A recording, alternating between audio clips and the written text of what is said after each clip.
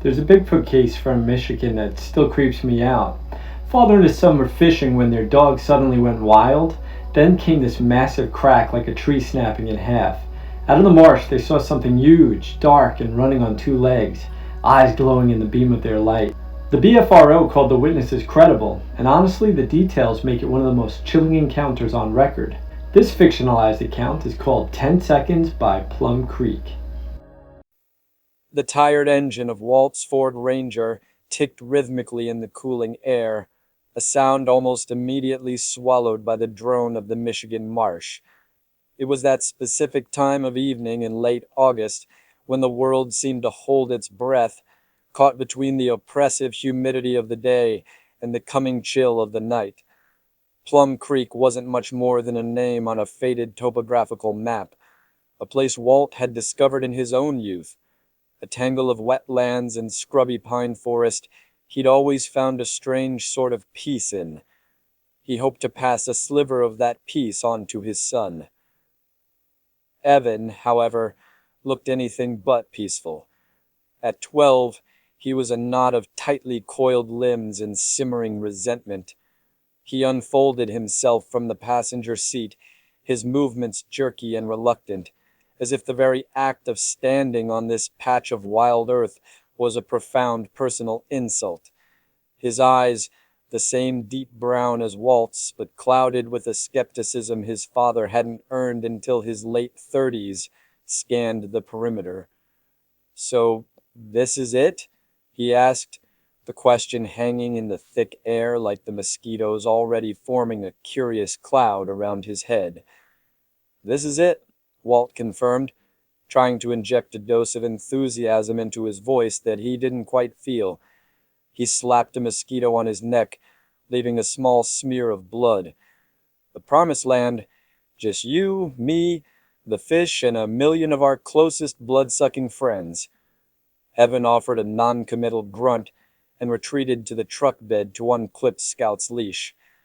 The old golden retriever, a veteran of 100 such trips, leaped down with a soft whump, his tail giving a few perfunctory thumps against the tailgate before he lowered his head and began sniffing the damp ground with the intense focus of a bomb-sniffing dog. The marsh was a sensory overload. The air was thick with the smell of wet earth, decaying leaves, and the sweet, cloying scent of cattail pollen. A chorus of frogs had already started their nightly symphony, a cacophony of guttural croaks and high-pitched peeps. Fireflies blinked in and out of existence in the growing twilight, adding a touch of magic to the oppressive gloom. The cattails stood in a dense, impenetrable wall at the edge of their small cleared campsite, their brown sausage-like heads bobbing in the slight breeze. They were so tall, so thick, that they didn't just border the clearing, they contained it, making the small patch of ground feel like the last bastion of solid land in a world that was slowly surrendering to water and reeds. Walt watched his son. Since the divorce, Evan had become a fortress, a quiet, withdrawn stranger who communicated primarily through shrugs and one-word answers. The shared custody arrangement felt less like co-parenting and more like a bi-weekly hostage exchange. This trip, this sacred father-son fishing weekend, was Walt's attempt to breach the walls. It was a desperate, Hail Mary pass of an idea, born from a conversation with a therapist who used words like shared experiences and non-confrontational bonding. So far, the shared experience consisted of a 3-hour car ride dominated by the tinny hiss of Evan's earbuds, and the non-confrontational bonding was happening between Scout and a particularly interesting patch of moss. "All right, let's get this tent up before it's pitch black," Walt said, sliding the heavy canvas bag from the truck. "You grab the cooler." Evan moved with the deliberate slowness of a union worker on the last hour of a Friday shift. He hauled the cooler from the truck, its plastic wheels bumping over the uneven ground, and dropped it with a thud near the stone-ringed fire pit. He didn't offer to help with the tent, instead retreating to the edge of the clearing where the marsh began its inexorable takeover. He pulled out his phone, his thumb immediately starting its frantic, familiar dance across the screen. The pale blue light of the device illuminated his face, making him look like a ghost in the deepening twilight. Walt felt a familiar pang of frustration, a hot, sharp thing that he quickly smothered. Patience, he told himself, wrestling with a particularly stubborn tent pole. The therapist said to be patient. He had envisioned this weekend differently. He had imagined easy laughter, shared stories, a comfortable silence born of mutual understanding, not this thick, awkward quiet that felt as dense as the cattail stands. He had pictured them fishing side by side on the creek bank, the setting sun painting the water in hues of orange and gold. He had not pictured his son standing 10 feet away, utterly absorbed in a 4-inch screen, actively choosing the digital world over the real one Walt was so desperately trying to share with him. He finally got the tent erected, a small, dome-shaped sanctuary of nylon and fiberglass against the encroaching wilderness. He unrolled the sleeping bags, inflated the air mattresses with a foot pump that wheezed like an old man climbing stairs, and arranged their gear with a practiced efficiency that Evan completely ignored. The whole time, the sounds of the marsh grew louder, more insistent. The buzz of the insects, the call of a distant loon, the rustle of some unseen creature in the underbrush. It was a world teeming with life, a world that was completely oblivious to the silent, undeclared war being waged between a father and his son in a small clearing by a forgotten creek. "Food," Walt announced, his voice a little too loud in the quiet. "Hot dogs.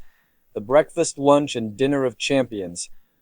Evan looked up, his face a mask of adolescent indifference. "I'm not hungry." "You will be," Walt said, his tone leaving no room for argument. He kneeled by the fire pit, stacking kindling and crumpled newspaper into a small, hopeful pyramid. He struck a match, the small flame flaring to life, a tiny point of defiance against the coming night.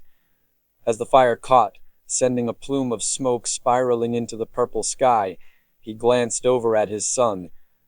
Evan hadn't moved, but his phone was now pocketed. He was watching the fire, his expression unreadable. For the first time since they had arrived, he seemed to be present, his attention captured by the primal, universal appeal of a flickering flame. It wasn't a victory, Walt knew, but it felt like a start, a fragile, smoky, uncertain start. The hot dogs were, as always, a success. It was impossible to be truly angry at the world while eating a slightly burnt frankfurter on a squishy white bun, the smoky taste a perfect complement to the wild air. Evan ate too, his earlier claim of not being hungry forgotten, and even accepted the can of root beer Walt offered him without a word of protest. They sat on a fallen log, the campfire popping and hissing in front of them, casting their shadows long and dancing against the wall of trees that bordered the far side of the clearing. The fire was a circle of warmth and light in a world that had now gone completely dark beyond its reach. The initial awkwardness had softened, melted away by the heat of the flames and the simple act of sharing a meal. The silence was still there, but it had changed. It was less of a chasm and more of a comfortable space, a pause between thoughts rather than a battlefield. Walt, emboldened by the hot dogs in the temporary truce, decided to push his luck. "You know," he began, poking at the fire with a long stick, sending a shower of orange sparks into the night. "They say these woods are old, real old, older than the towns, older than the roads." Evan was staring into the flames, his face illuminated by their warm glow. He didn't look at Walt, but he didn't put his headphones in either. He was listening. "My grandpa," Walt continued, lowering his voice into a conspiratorial tone, "told me stories about this part of Michigan, said there were things out here, things that the loggers and the first settlers ran into, things you don't see in the daylight. He paused, letting the weight of his words settle in the space between them.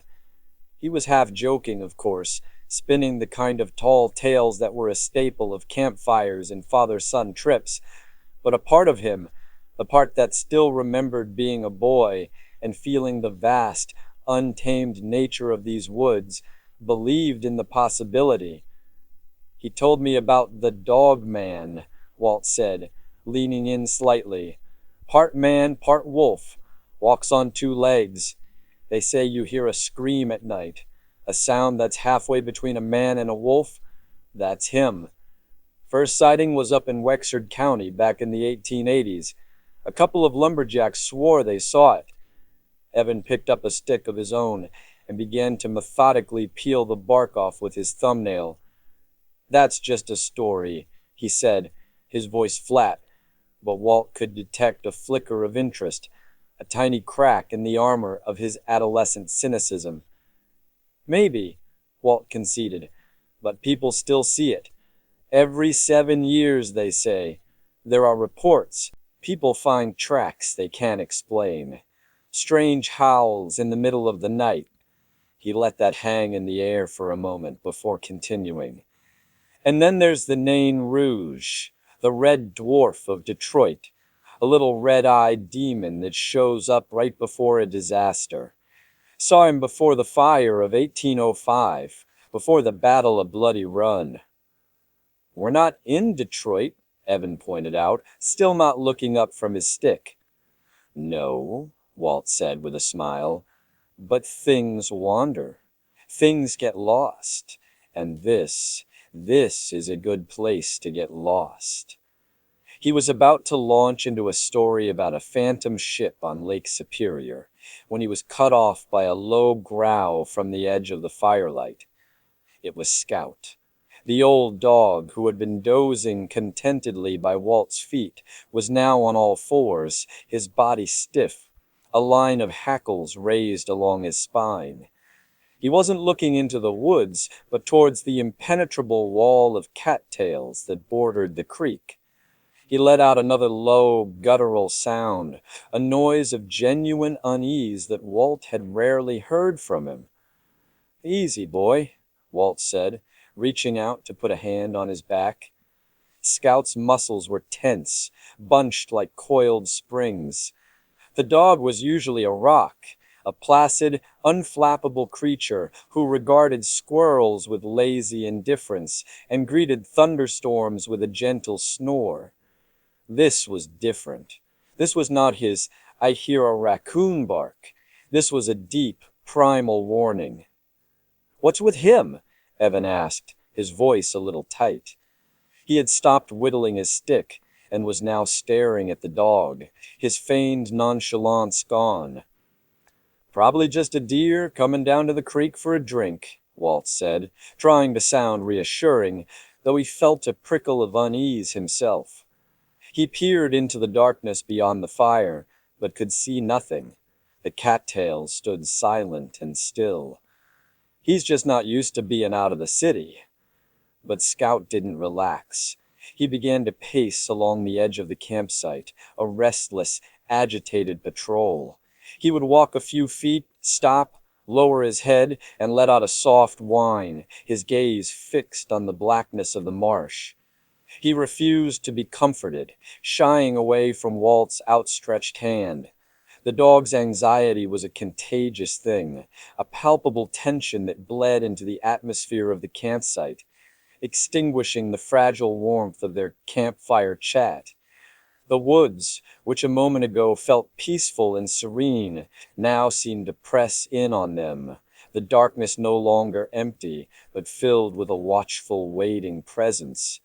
The cheerful popping of the fire now sounded like a nervous tick. The chorus of the frogs had taken on a mocking, almost sinister tone. Evan had scooted closer to the fire, his eyes wide as he watched the distressed dog. The ghost stories had been fun, an abstract thrill, but the fear he saw in Scout was real. It was immediate and undeniable. The dog knew something they didn't. He could sense something in the darkness that they were blind to. Walt stood up and grabbed the heavy-duty maglite from their gear pile. "I'm sure it's nothing," he said, the words sounding hollow even to his own ears. He clicked it on, the powerful beam cutting a clean white tunnel through the night. He swept the light across the wall of cattails, their brown heads seeming to nod in the beam. Nothing, just the reeds, the water, and the oppressive, watchful dark. He could feel Evan's eyes on him, and he knew his son wasn't thinking about the dog man or the Nain Rouge anymore. He was thinking about whatever was out there, right now, just beyond the reach of the light, that had their brave, steadfast dog acting like he'd seen a ghost. The unknown was no longer an idea. It was a presence, and it was close. An hour passed. The tension, like a stretched rubber band, had slowly, almost imperceptibly relaxed. Walt had convinced Evan, and perhaps himself, that Scout had merely been spooked by a wandering raccoon or a particularly audacious muskrat. The dog had finally settled, though not into his usual deep slumber. He lay by the fire, his head on his paws, but his eyes were open, and his ears twitched at every snap of a twig, every rustle of a leaf. The earlier campfire camaraderie was gone, replaced by a shared, unspoken vigilance. "Think I'll try a few casts," Walt announced, trying to reclaim some semblance of the weekend's original purpose. "The big ones bite at night." Evan looked from the nervous dog to the wall of blackness that was the marsh. "You're going out there?" "Just to the edge of the creek, 10 feet from the fire. I'll be able to see the tent the whole time. You coming?" Evan shook his head, pulling his knees up to his chest. "I'll stay here, with Scout." Walt didn't push it. He attached a silver spinner to his line, its small metal blade glinting in the firelight. He walked to the edge of the clearing, the damp, marshy ground squelching softly under his boots. The air was cooler here, away from the fire, and carried the heavy, organic scent of the creek. He could hear the gentle gurgle of the water as it flowed past the reeds. He took a deep breath, trying to force the unease from his chest. This was what he had come for: the quiet, the solitude, the rhythmic meditative act of casting a line into dark water. He flicked his wrist, and the lure sailed out into the night, landing with a soft plink somewhere in the middle of the creek. He began a slow, steady retrieve, the small vibrations of the spinning blade traveling up the line and into his hand. It was peaceful. For a moment, it was exactly what he had hoped for. Then, all hell broke loose. It started with Scout. The dog shot up from his spot by the fire as if zapped by electricity. A ferocious, frantic barking erupted from him, a sound of pure, unadulterated alarm. He wasn't growling a warning anymore. He was screaming one. Without a moment's hesitation, he bolted from the fireside, a golden blur of fur and fury, and charged directly into the dense stand of cattails just to the left of where Walt was standing. "Scout, get back here!" Walt yelled, his voice sharp with surprise and a sudden cold spike of fear. The dog ignored him, his barking now muffled by the thick reeds. He was crashing through them, his progress marked by the violent shaking of the tall stalks. He was after something. Walt started to reel in his line, his heart beginning to hammer against his ribs. Evan was on his feet by the fire, his face a pale oval of fear in the flickering light. "Dad, what is it?" Before Walt could answer, it happened. Thud. It was not the sound of a falling branch or a startled deer crashing through the brush. This was a sound of immense, concussive force, a deep, resonant impact that was felt as much as it was heard. It was the sound of something impossibly heavy hitting something impossibly solid. It echoed across the marsh, a single, brutal note of violence that seemed to rip a hole in the fabric of the night. The effect was instantaneous and absolute. The crickets stopped. The frogs fell silent. The entire intricate symphony of the marsh ceased as if a conductor had abruptly dropped his baton. The silence that rushed in to fill the void was profound, a weighted, watchful presence, as if the entire forest was holding its breath. Walt froze. His hand clamped on his fishing rod. His blood ran cold. He had spent his entire life in the woods, and he had never, ever heard a sound like that. He knew the sounds of this place. He knew the grunt of a buck, the crash of a falling dead tree, the heavy tread of a black bear. This was none of those. This was unnatural. It was wrong. From the fire, Evan's voice came, a raw, terrified whisper that barely carried across the 20 feet that separated them. That wasn't a deer. Walt's knuckles were white where he gripped the cork handle of his rod. He slowly turned his head towards the direction of the sound. A large, gnarled oak tree stood at the edge of the clearing, its dark, twisted branches a silhouette against the star-dusted sky. The sound had come from there, from just beyond that tree. He dropped the rod into the wet grass. His hands slick with the sudden sweat fumbled for the flashlight clipped to his belt. He clicked it on, the beam cutting through the darkness, seeming pitifully small and inadequate against the vast, silent blackness that surrounded them. He held it with a two-handed grip, like a policeman holding a pistol, and pointed it towards the oak tree. The light illuminated the rough, furrowed bark and the damp leaves on the ground. Nothing. Then a sound came from the cattails, a pathetic, terrified whimper. A moment later, Scout scrambled out of the reeds, his tail tucked so far between his legs it was almost touching his stomach. He wasn't barking anymore. He ran past Walt without a glance and huddled behind Evan by the fire, shivering, his wet fur plastered to his body. Whatever he had charged in after, he had met it, and it had broken him. Walt stood rooted to the spot, the flashlight beam trembling in his hands. The silence pressed in, heavy and suffocating. He could feel the pulse in his throat, a frantic, trapped bird beating its wings against his skin. Evan was right. That wasn't a deer. It was something else, something big, something powerful, and something that was, right now, standing just a few dozen yards away, hidden in the suffocating darkness of the Michigan woods. The world remained locked in that unnatural, dead silence. Every nerve in Walt's body was screaming at him to run, to grab his son and get in the truck and drive until the sun came up. But he was paralyzed, held in place by a terrifying, morbid curiosity. His mind raced, desperately trying to process the sound, to fit it into a logical, explainable box. A poacher's gunshot? No, it was too blunt, too resonant. A beaver felling a tree? Not a chance. The sound was too sharp, too violent. It was the sound of a battering ram, of a collision. He swept the flashlight beam back and forth from the gnarled oak tree to the wall of cattails. The light was his only weapon, his only shield against the suffocating darkness, and he wielded it like a sword, cutting arcs through the night. The beam caught the glint of water, the texture of bark, the wet sheen of leaves. Nothing. "Dad!" Evan's voice was a strained whisper from behind him. "What was that?" "I don't know," breathed Walt, his voice tight. "Stay by the fire." And then he saw it. It happened so fast, a sequence of events burned into his memory like a flashbulb afterimage.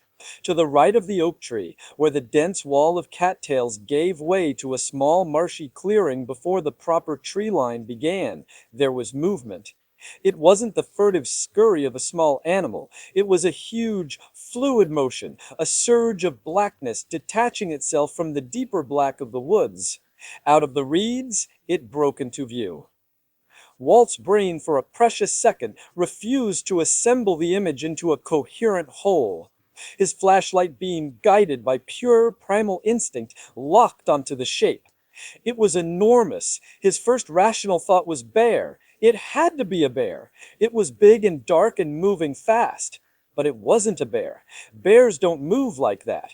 This thing was upright, striding on two long, powerful legs. It was hunched, its massive shoulders rolling with each impossibly quick step, but it was bipedal. It crossed the 20-foot clearing in a blur of motion, a terrifying display of grace and speed for a creature of its size. It was a silhouette, a hulking, ape-like shape against the slightly less black backdrop of the distant trees. Walt estimated it had to be at least 6 feet tall, probably more, even in its stooped posture. Its shoulders were incredibly broad, a solid wall of muscle, and its arms were long, swinging loosely at its sides as it ran. The entire form was covered in thick, matted fur that seemed to drink the light, making it difficult to discern any finer details. It was just a solid, terrifying mass of power and shadow. Just before it reached the safety of the tree line, it did something that would haunt Walt for the rest of his life. It turned its head. For a fraction of a second, its face was caught in the direct, unwavering beam of the maglite. The features were indistinct, shadowed and primitive, but the eyes were unmistakable. They weren't reflective greenish-white pinpricks of a deer or a raccoon. They were 2 points of deep, burning amber. They glowed with a self-contained, internal light, like hot coals in a dying fire. They were intelligent, they were aware, and they were looking directly at him.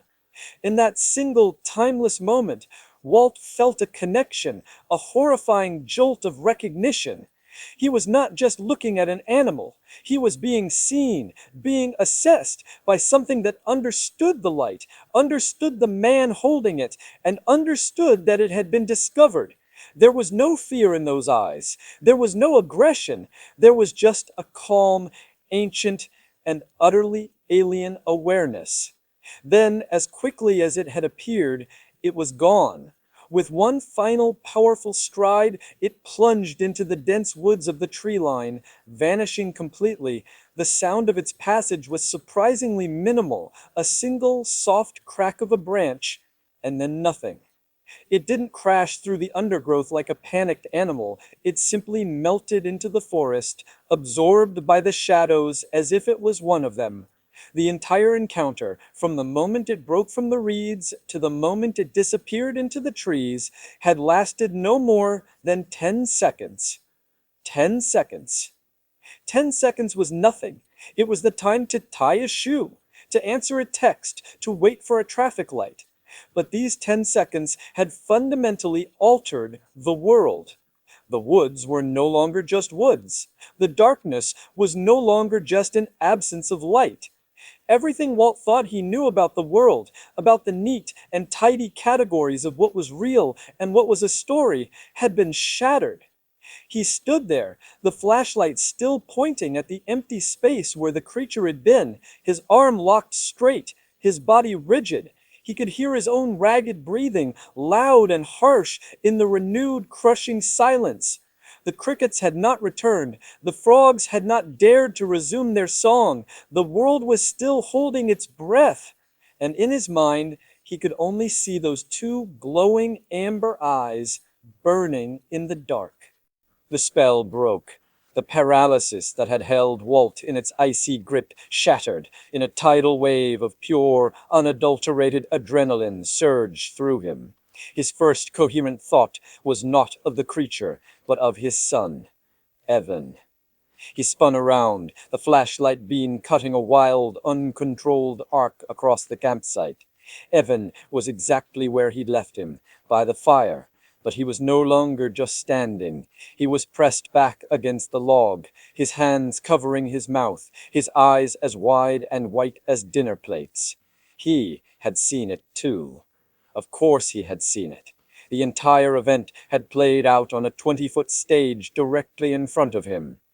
Behind Evan, Scout was a pathetic, whimpering ball of fur.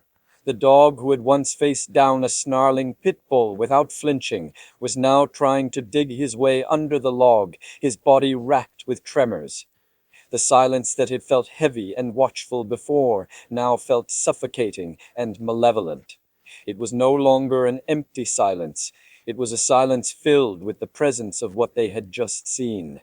The woods were not empty. The darkness was not empty. Walt felt 1,000 unseen eyes on him from the tree line, and the skin on the back of his neck crawled. Every shadow seemed to take on a hulking, broad-shouldered shape. Every gust of wind through the pines sounded like the soft tread of a massive foot. "Truck," Walt said, the word coming out as a strangled croak. He didn't need to say anything else. He grabbed his son's arm, his grip probably too tight, and pulled him towards the Ford Ranger. Evan stumbled, his legs seemingly forgetting how to function. He kept looking over his shoulder, back towards the tree line where the creature had vanished. "Dad, it was—" Evan started, his voice trembling. "Now, Evan, go," Walt commanded, his voice a low, urgent growl he barely recognized as his own. He practically shoved his son towards the passenger side door. Panic lent them a frantic, clumsy speed. Walt fumbled with the keys, his fingers suddenly thick and useless. The small, metallic click of the doors unlocking was a cannon shot in the dead quiet. Evan scrambled into the cab, slamming the door shut behind him. Walt threw the flashlight and his fishing rod into the truck bed with a clatter and vaulted into the driver's seat. He didn't bother with the seatbelt. He jammed the key into the ignition and twisted. The engine turned over, its familiar grumbling roar a sudden violent intrusion into the night. It was the most beautiful sound Walt had ever heard. It was the sound of civilization, of horsepower, of escape. The headlights flashed on, illuminating the small campsite, the half-erected tent, the smoldering fire, the abandoned camp chairs, in a stark, ghostly white light. It looked like a crime scene, a place abandoned in haste and terror. "We have to go," Evan said, his voice high and thin. He was pressed against the passenger door, as far away from the woods as he could get. "We have to leave, now!" Okay, just calm down," Walt said, though his own heart was trying to beat its way out of his chest. His hands were shaking so badly he could barely grip the steering wheel.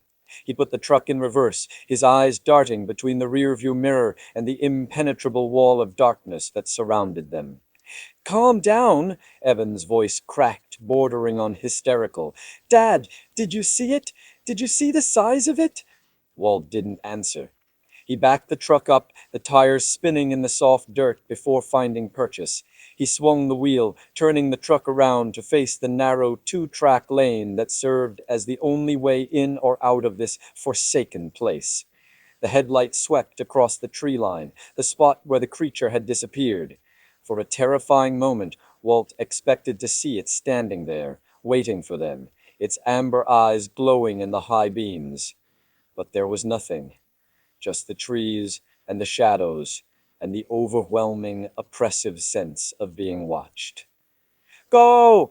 Evan screamed, his voice finally breaking. "Just drive!" Walt slammed his foot on the accelerator. The truck lurched forward, bumping and jostling over the uneven ground, away from the creek, away from the campsite, away from the 10 seconds that had changed everything. He drove for what felt like a mile, his knuckles white on the steering wheel, his eyes glued to the narrow path illuminated by his headlights. The woods pressed in on either side, the branches of the trees seeming to reach for them like skeletal fingers. Then he did something that in the moment seemed insane. He slowed down. "What are you doing?" Evan shrieked. "We can't just leave everything," Walt said, his voice strained as he fought to regain control, to push down the primal fear and let the rational part of his brain take over. "Our tent, the cooler, all our gear." "I don't care about the gear," Evan yelled, his face streaked with tears he wasn't even aware he was crying. "It's still out there." "It's gone, Evan. It was running away from us," Walt said, trying to convince himself as much as his son. He brought the truck to a stop, about 100 yards from the campsite, leaving the engine running and the high beams on, pointed like a beacon towards their abandoned camp. The logic was sound, but it felt absurd in the face of what they had just witnessed. They were arguing about tents and coolers, while a monster roamed the woods just beyond the reach of their headlights. But Walt knew he had to impose some kind of order, some semblance of normalcy on the situation, or they would both completely unravel. Staying calm, he decided, was the only thing he could control. He locked the doors with a loud, definitive clunk. He turned to his son, who was staring at him with a look of pure disbelief. The silence of the woods, which had been so terrifying outside the truck, was now muted, held at bay by the glass and steel of the cab. But it was still there, pressing in on them. It felt heavier now, weighted with the knowledge of what it was hiding. And somewhere in that vast, silent darkness, the creature with the amber eyes was moving through the trees. The inside of the Ford Ranger became a sealed capsule of fear and adrenaline. The dome light cast a sickly yellow glow on their faces. Outside, the headlights cut a swath of artificial daylight through the campsite, illuminating the abandoned tent and the dying fire in stark relief. Beyond that bubble of light, the darkness was absolute. For a long time, neither of them spoke. The only sounds were the low rumble of the truck's engine and their own ragged breathing. Evan had his face pressed against the cool glass of the passenger window, his eyes fixed on the tree line, as if expecting the creature to step out into the light at any moment. Walt stared straight ahead, his hands still gripping the steering wheel so tightly their fingers ached. Finally, Evan broke the silence. His voice was quiet now. The earlier hysteria burned away, leaving behind a raw, trembling intensity. "It was real," he whispered. It wasn't a question. It was a statement of fact, a truth he was trying to solidify in the face of its sheer impossibility. "I saw it, Dad. It was real." Walt let out a long, shaky breath. The rational, sensible part of his brain, the part that paid taxes and believed in science and dismissed blurry photos on the internet, was screaming for control. It was clawing its way back from the depths of the primal fear he'd felt by the creek. "Evan," he began, his voice raspy. "It was dark. We were spooked. It all happened so fast." "No." Evan turned from the window, his eyes locking onto Walt's. The fear was still there, but now it was mixed with something else, a fierce, indignant certainty. "Don't do that. Don't you dare try to tell me it was something else. I saw its shoulders. I saw the way it moved. It was not a bear." He took a shaky breath. "And its eyes, they were yellow, like a cat's. But they weren't reflecting the light. They were making it." Every word Evan spoke was a hammer blow against Walt's own carefully constructed wall of denial. He had seen it too. He had seen the unnatural bipedal stride, the sheer bulk of the thing, and most of all, the eyes, those impossible, self-luminous amber eyes. But to admit it, to say the word out loud, felt like opening a door to a world he wasn't prepared to enter. A world where legends walked out of the woods and the comfortable certainties of his life were meaningless. "It could have been a trick of the light," Walt said, the words feeling weak and foolish as soon as they left his mouth. "A trick of the light?" Evan's voice rose, laced with disbelief and a fresh wave of anger. "The thud, Dad. What about the thud? Was that a trick of the light too? And Scout, look at him." He pointed to the back seat, where the retriever was curled into the smallest possible ball on the floor mats, still shivering. "He saw it too," Evan insisted. "He ran into the reeds to fight it, and it scared him so bad he's still shaking. What could do that to him? A raccoon?" The accusation hung in the small space of the cab, sharp and unavoidable. Evan wasn't just arguing about what they saw. He was accusing his father of cowardice, of being afraid to admit the truth. And he was right. Walt was terrified.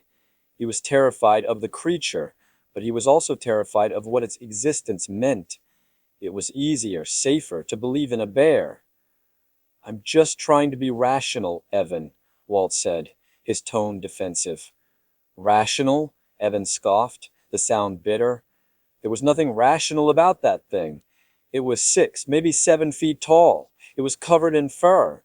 It ran across that clearing in 2 seconds. We saw a monster, Dad. Why can't you just say it? Because monsters aren't real, Walt snapped, his own fear and confusion finally boiling over into anger. He immediately regretted the sharpness of his tone. Evan recoiled as if struck. He stared at his father for a long moment, his expression a mixture of hurt and profound disappointment. Then he turned his back, facing the window again, presenting Walt with nothing but a rigid, unforgiving shoulder. "You're just scared," Evan said, his voice muffled against the glass. "You're scared to believe it, because then you can't explain it. You can't be the dad who knows everything." The words hit Walt harder than the thud against the tree. He deflated, the anger draining out of him, leaving behind a hollow ache. He looked at his son's silhouette, at the brave, loyal dog cowering on the floor, and at the empty, brightly lit campsite. He replayed the 10 seconds in his mind, the impossible image of the creature striding across the clearing, the chilling intelligence in its glowing amber eyes. He had wanted this trip to be about reconnecting, about bridging the gap that had grown between them. He had wanted to be the strong, capable father. But in the face of something truly unknown, his first instinct had been to deny, to rationalize, to retreat into a comfortable, safe reality that no longer existed. His son had faced the impossible and accepted it, and he had tried to tell him he was wrong. "Evan," Walt said, his voice quiet. "I saw the eyes too." Evan didn't turn around, but Walt saw his shoulders relax slightly. It was a concession, an admission. It was the truth. It wasn't an explanation, and it wasn't a plan, but it was enough. For now, in the besieged cab of their truck, surrounded by a dark and suddenly ancient wood, it was a start. They sat in a shared, terrified silence, watching their camp, waiting for the dawn. The night passed with the agonizing slowness of a fever dream. Every snap of a twig, every rustle of leaves in the wind sent a fresh jolt of adrenaline through them. Sleep was an impossibility. They sat in the truck, the engine running for warmth and security, the headlights burning holes in the darkness until the black sky began to soften into a bruised pre-dawn purple. As the first tentative rays of sunlight filtered through the dense canopy of pine and oak, the woods began to transform. The terrifying, monolithic darkness resolved itself back into individual trees, bushes, and shadows. The oppressive silence was broken by the cheerful, almost insulting chirping of morning birds. The world, it seemed, was determined to pretend that nothing had happened. But something had happened. With the full light of morning came a fragile, borrowed courage. Walt finally killed the engine, and the sudden silence was a relief. He looked over at Evan, who had dark circles under his eyes, but whose expression was clear and resolute. "We should pack up," Walt said. It was a statement of surrender. The fishing trip was over. They got out of the truck, Scout sticking so close to Walt's leg that he was a constant tripping hazard. The dog's tail was still tucked, his eyes constantly scanning the woods with a fearful apprehension. The morning air was cool and damp, and the campsite looked exactly as they had abandoned it, a snapshot of their panic. "I want to see," Evan said, his voice firm. "I know what you mean." He nodded. "Okay, but we stick together." They walked slowly, cautiously, towards the edge of the clearing where the events of the night had unfolded. The ground was soft and muddy near the creek. Walt's heart began to beat a little bit faster as they approached the gnarled oak tree, the epicenter of the thud that had started it all. And then they saw it. About 5 feet up the trunk of the old oak, there was a fresh, raw wound in the bark. A patch the size of a dinner plate was scraped and splintered, the pale, wet wood beneath exposed. Embedded in the wood were splinters from another tree. Walt looked down, and he saw it. A young sapling, about 4 inches in diameter, had been snapped clean in two. The top half of the small tree was lying on the ground, its green leaves already starting to wilt. The break was fresh, the wood splintered and jagged. It had been hit with such incredible force that it had been sent flying into the oak, creating the impact mark. Walt knelt, running his fingers over the violent, splintered break. No animal he knew of could do this. A bear might claw at a tree, or even push over a small one, but this was different. This was a clean, brutal snap. It was an act of either impossible strength or explosive rage. The thud was no longer just a sound in their memory. It was here, written in shattered wood and scarred bark. It was real. "Dad." Evan's voice was hushed. He was pointing a few feet away, towards the soft, muddy bank of Plum Creek. Walt followed his gaze, and his breath caught in his throat. There, pressed deep into the dark, wet mud, was a footprint. It was massive, at least 16 inches long, and unnervingly human-like in its shape. It had a distinct heel, an arch, and 5 clearly visible toes. But it was far too big, far too wide to be human. The impression was deep, suggesting immense weight. The mud had oozed up around the edges, perfectly preserving the shape. It was a single, perfect print, left by the creature as it had stepped out of the reeds. Walt crouched down, his skepticism and his belief waging a war inside his head. He stared at the print, his mind trying and failing to find a rational explanation. A bear's track was completely different, with prominent claw marks and a different shape. A human couldn't have made this, not without some kind of elaborate, custom-made shoe, and even then, the depth of the impression spoke of a weight that no man could possess. He could see the dermal ridges in some parts of the print, the subtle texture of skin. It was so detailed, so undeniably real. This was not a story. This was not a trick of the light. This was physical evidence, a piece of the impossible left behind in the mud. He felt a dizzying sense of vertigo, as if the solid ground of his reality had suddenly given way to a bottomless abyss. All the legends, all the half-serious campfire stories he had told his son suddenly felt less like folklore and more like warnings. Evan stood beside him, his shadow falling over the track. He was quiet for a long time, just looking down at the impossible shape in the mud. "We weren't supposed to see it," he said, his voice filled with a strange, quiet awe. Walt looked from the footprint up to his son's face. The terror from the night before was gone, replaced by a look of profound, world-altering understanding. Evan wasn't scared anymore. He was trying to comprehend the sheer magnitude of what this footprint meant. That the world was bigger, stranger, and more mysterious than they had ever imagined. That they had stumbled into a secret as old as the woods themselves, a secret that was not meant for them. Walt slowly stood up, a new kind of fear creeping into him.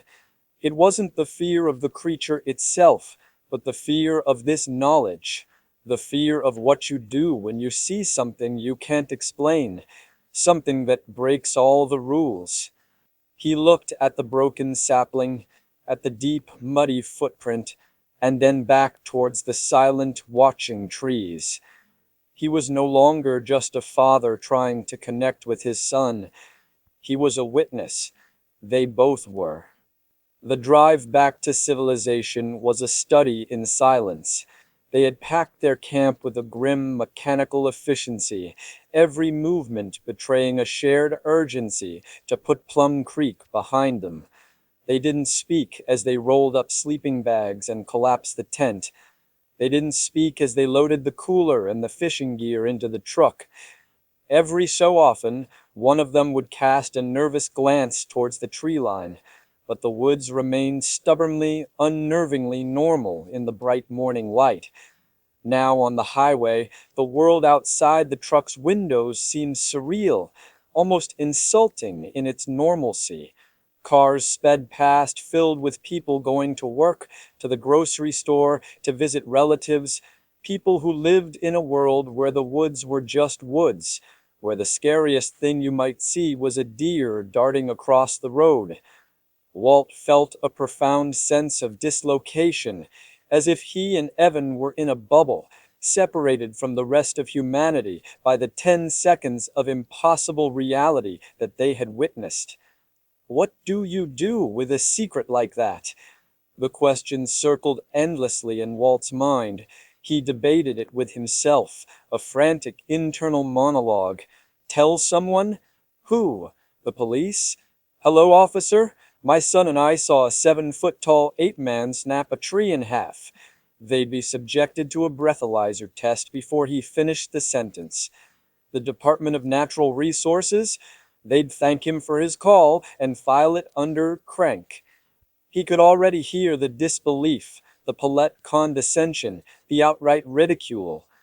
You were tired. It was dark. It was a bear.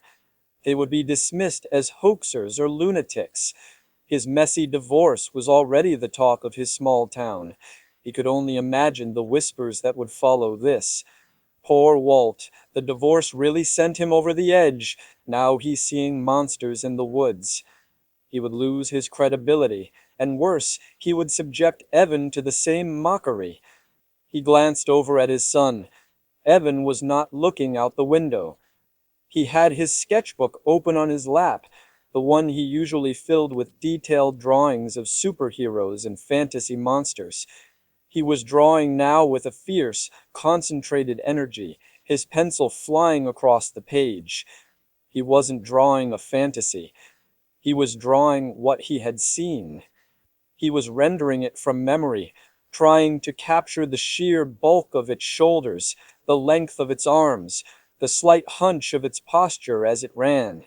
He was trying to get the shape of the head right, the way it sat low on the massive torso. He was shaping the encounter not into a story to be told and disbelieved, but into a memory, a piece of evidence for an audience of one. He was processing it, owning it in the only way he knew how. Watching him, Walt made a decision. This secret was theirs. It was a strange and terrifying inheritance from their weekend at Plum Creek. To share it would be to tarnish it, to offer it up for public dissection and ridicule. It would become a story that wasn't theirs anymore. Keeping it safe, keeping it between them, was the only way to preserve the truth of it. It was a burden, but it was their burden. As if sensing his father's decision, Evan looked up from his drawing. He held the sketchbook up for Walt to see. It was a rough but powerful sketch. The creature was there on the page, a dynamic blur of shadow and muscle, caught in mid-stride. But the detail Evan had focused on, the part he had drawn with the most care and precision, was the eyes. Two dark almond-shaped eyes that even in pencil seemed to hold a deep, knowing intelligence. I'll never forget it, Evan said, his voice quiet but steady. Me neither, Walt replied, his own voice thick with an emotion he couldn't quite name. The gap between them, the chasm of resentment and misunderstanding that had defined their relationship for the past year, felt like it had closed. It had been bridged not by fishing or forced conversation, but by a shared, terrifying, and profoundly sacred experience. They had gone into the woods as a broken father and a distant son. They were leaving as the only two people on earth who knew what really happened by Plum Creek. They were a team. They were witnesses. And that, Walt realized, was a bond that could never be broken. The familiar glow of street lights and porch lights felt alien after the profound darkness of the marsh. Pulling into his own driveway, Walt felt a sense of relief so profound it was almost painful. The tidy suburban lawn, the neatly trimmed hedges, the solid, dependable brick of his house. It was a world away from the primordial chaos they had left behind, but the memory of the woods had followed them home. That night, sleep offered no escape. Walt's dreams were a chaotic, repeating loop of the 10-second encounter. He dreamt of the suffocating silence, the impossible thud, and the hulking black silhouette breaking from the reeds. Over and over, his dream self would raise the flashlight, and over, the beam would land on the creature's face, and the eyes, the amber eyes glowing with their own internal fire, burning with an intelligence that was ancient and unreadable. He saw them in his dream, and they saw him. They knew him. He would wake up with a gasp, his heart hammering in his chest, the image of those eyes seared onto the backs of his eyelids. After the third time he gave up on sleep. He swung his legs out of bed, the floorboards cool beneath his feet. He walked through the silent house, his bare feet making no sound on the carpet. He checked the front door, making sure the deadbolt was thrown. He checked the back door, sliding the chain into place. They were acts of irrational, symbolic security. He knew a standard-issue deadbolt wouldn't stop something that could snap a 4-inch tree in half with a single blow, but it was all he could do. He was trying to lock the wildness out, to re-establish the flimsy boundary between his safe, orderly world and the vast, untamed one that he now knew existed just a few hours' drive away. Meanwhile, in his own room, Evan was wide awake. The house was quiet, but his mind was loud. He wasn't scared, not anymore. The fear had been burned away by the sheer, undeniable reality of the event, leaving behind a profound and unsettling awe. He had taped his sketch to the wall next to his bed, right beside a poster of his favorite comic book hero. The penciled creature seemed to watch him from the paper, a silent, shadowy sentinel. He stared at the drawing, at the powerful, hunched form, at the long, swinging arms, at the intelligent, knowing eyes he had tried so hard to capture. He thought about the encounter, replaying it in his mind, not with terror, but with a new, dawning clarity. He remembered the way it moved, so fast and yet so silent. He remembered the way it had turned its head, caught in the beam of our light. It had looked at us, seen us, and then it had continued on its way. It had disappeared into the trees, leaving us unharmed. A thought, simple and chilling, coalesced in his mind. It was a realization that went beyond the simple fact of the creature's existence. It was an insight into its nature.